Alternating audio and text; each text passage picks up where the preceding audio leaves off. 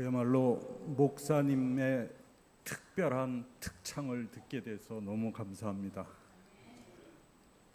안녕하십니까? 기쁜 안식일이 시작되는 시간입니다. 성도 여러분, 기쁜 안식일인가요? 저는 이 시간이 기쁘지 않습니다. 저는 두렵고 떨리는 마음으로 이 자리에 섰습니다. 그 이유는 여러분이 기쁜 마음을 상하게 할까봐 저로 인해서 두렵고, 또 제가 드리는 말씀이 하나님의 정확한 의도대로 전달이 될까 하는 두려움 때문입니다. 많이 부족한 점 용서하십시오. 저는 지난 연초부터 우리 교회에서 진행하는 성경 통독 1인 1독 프로그램에 하기 위해 바쁘고 시간이 없는 저로서는 가장 짧은 부분부터 통독을 하기 시작했습니다. 그래서 학계, 스가랴, 말라기 등을 먼저 읽었습니다. 그런데 저는 학계서에서 내용이 저에게 많은 깨우침을 주었습니다. 이 시간 학계서를 통해서 우리 한번 지난 생활을 되돌아보고 새롭게 다짐하는 귀한 시간이 되었으면 좋겠다고 생각해서 그 해법을 학계서에서 찾게 되었습니다. 우리 다 같이 본문을 한번 읽고 시작하겠습니다. 학계서 1장을 펼치겠습니다. 다 같이.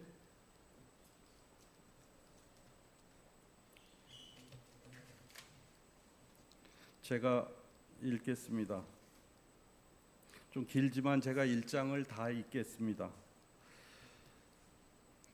다리오 왕 제2년 여섯째 달 곧 그 달 초하루에 여호와의 말씀이 선지자 학계로 말미암아 스알디엘의 아들 유다 총독 스룹바벨과 여호사닥의 아들 대제사장 여호수아에 임하니라.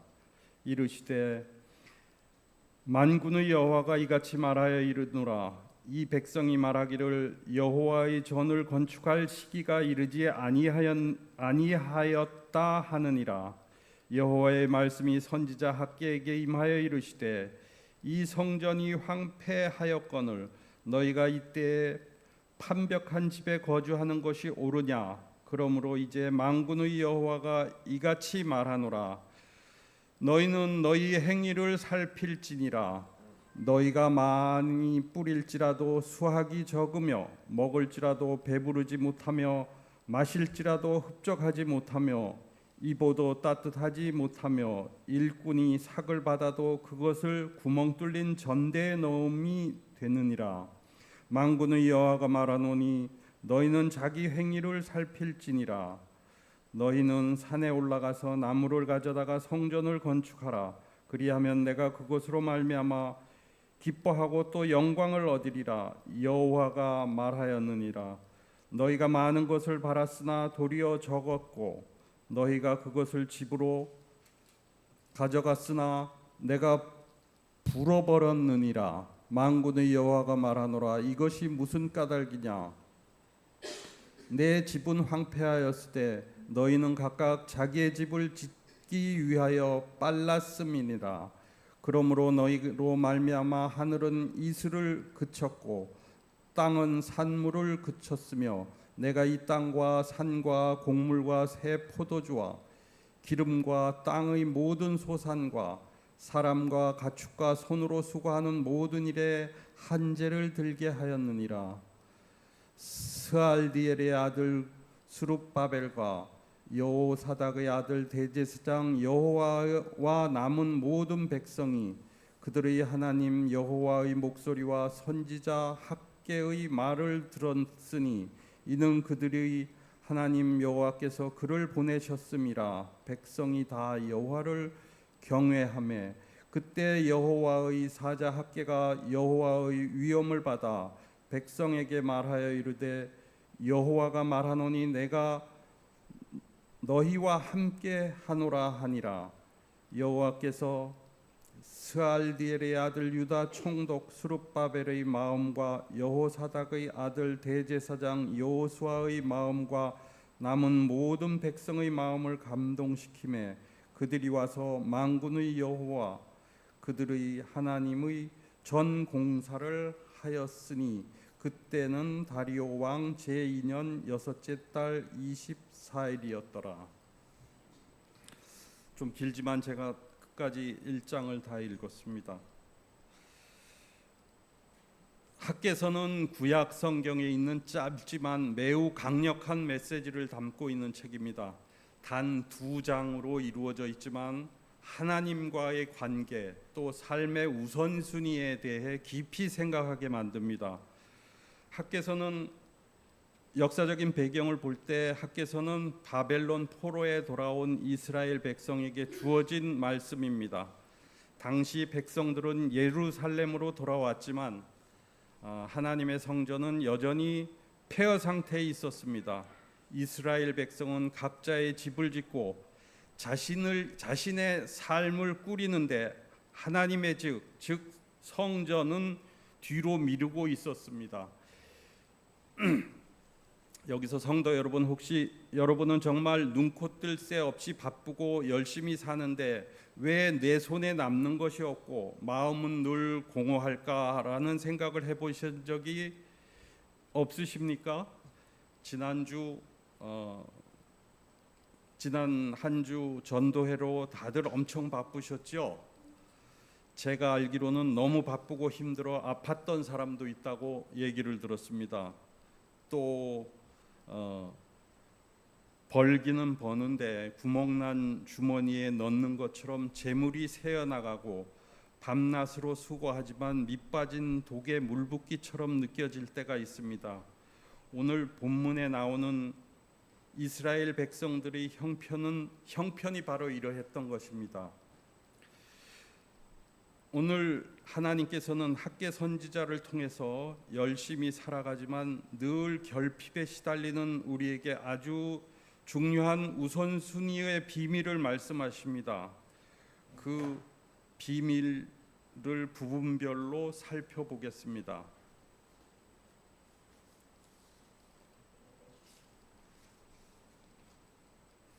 첫 번째로 아직 때가 아니다.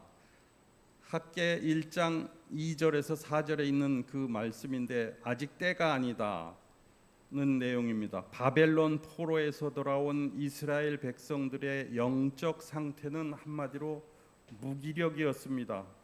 그들은 고국으로 돌아와 성전을 지으려고 했지만 주변 부족들의 방해와 가뭄 등으로 인해 낙심했습니다.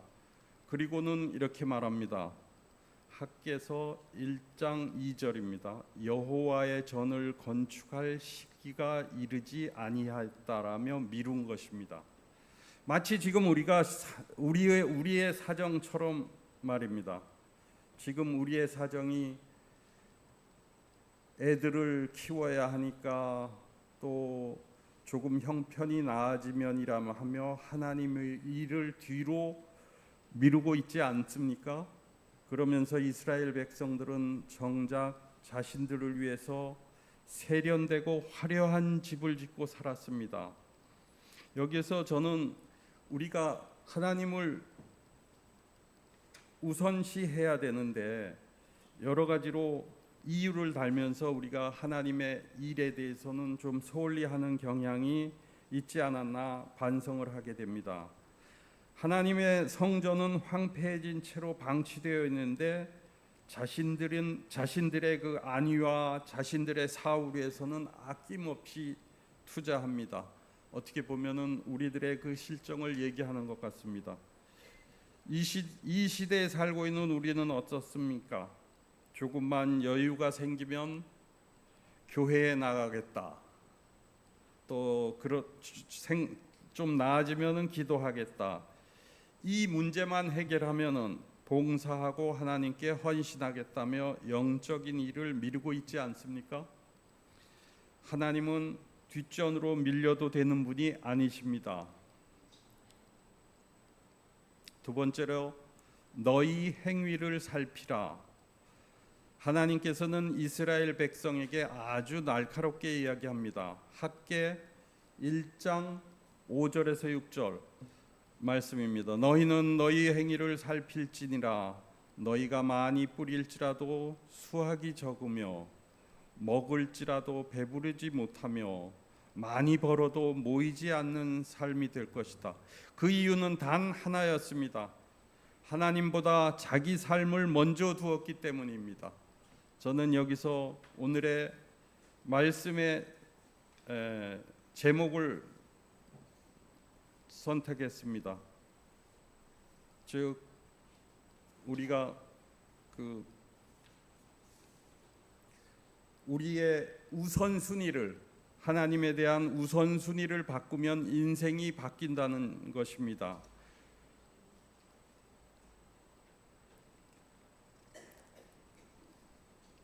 이것이 영적인 법칙을 보여줍니다. 하나님을 우리 삶의 중심에서 밀어내면 아무리 노력해도 우리의 인생에 만족과 결실이 없다는 것입니다. 하나님께서는 복의 통로를 막으시면, 즉 9절에 내가 그것을 불어버렸느니라 라고 얘기했을 때 그 복의 통로를 막으면 인간이 아무리 땀을 흘려 모아도 그것은 안개처럼 사라질 것입니다. 밑빠진 항아리에 물을 채우는 방법은 더 많은 물을 붓는 것이 아니라 항아리에 깨진 틈을 막는 것입니다. 우리의 삶에 깨진 구멍은 바로 하나님 중심의 삶을 잃어버린 것입니다. 세 번째, 올라가서 나무를 가져다가 성전을 건축하라.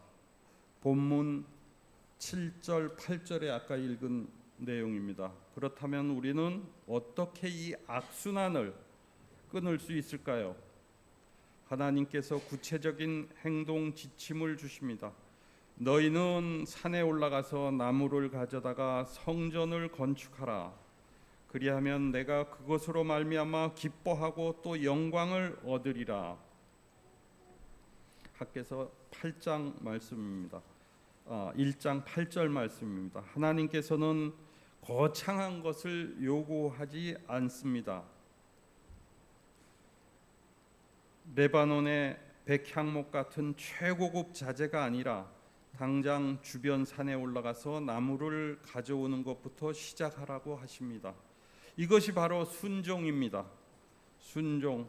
여기서 성전 건축을 하라는 것은 2026년 오늘을 사는 우리에게 외형적인 교회만을 의미하지 않습니다. 내 삶의 중심에 무너진 예배를 다시 세우고 기도의 제단을 쌓고 하나님과의 관계를 최우선 순위로 두라는 영적인 명령입니다. 여기에 우리의 마음을 알아보게 하는 글이 있어 소개합니다. 이 글이 하나님에 대한 우리의 마음을 얘기하는 것을 같습니다. 읽어주시겠어요?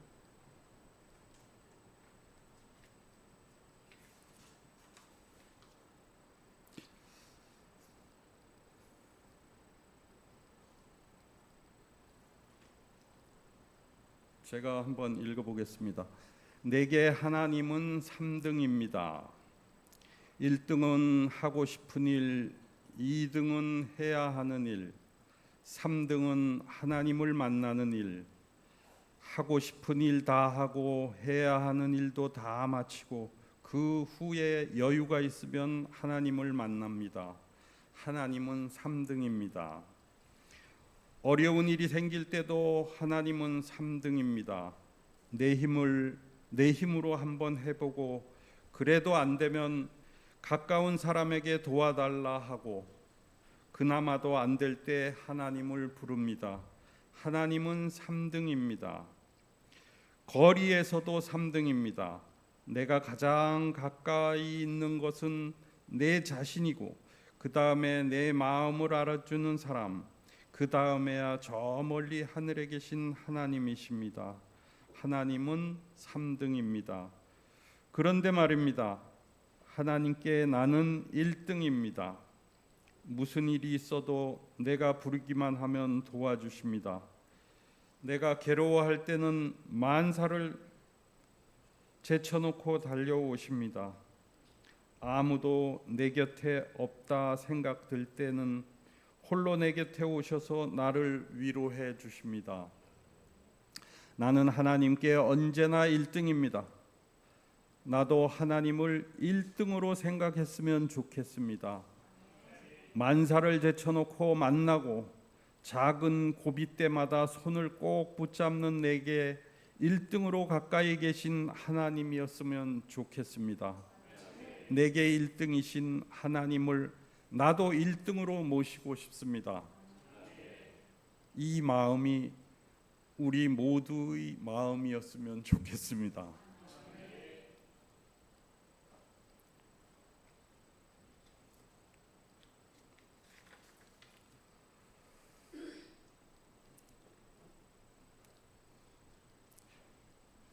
사랑하는 성도 여러분, 오늘 학계 선지자를 통해 주시는 하나님의 음성에 귀를 기울이시기 바랍니다. 내 삶의 우선순위가 엉켜져 있다면 아무리 열심히 살아도 인생의 가뭄은 해결되지 않습니다. 하지만 우리가 먼저 하나님의 나라와 의를 구할 때 하나님께서는 이렇게 약속하십니다. 학계 2장 19절에 그러나 오늘부터는 내가 너희에게 복을 주리라. 오늘 이 시간 우리의 삶이 무너진 성전의 잔해를 바라봅시다. 그리고 다시 기도의 자리로, 믿음의 자리로, 예배의 자리로 한 걸음 나아갑시다. 지난 전도회를 통해서 우리의 주인이 하나님이라는 사실을 다시 한번 깨우쳐 주셨습니다. 우리 주인이 하나님께서 우리의 주인이신 하나님께서 우리의 삶의 모든 부분에 최우선인 것은 당연하지 않겠습니까? 우선순위를 바로잡을 때 하나님께서는 우리의 구멍난 주머니를 막아주시고 하늘 문을 열어 비교할 수 없는 평안과 축복으로 채워주실 것을 믿습니다. 그래서 이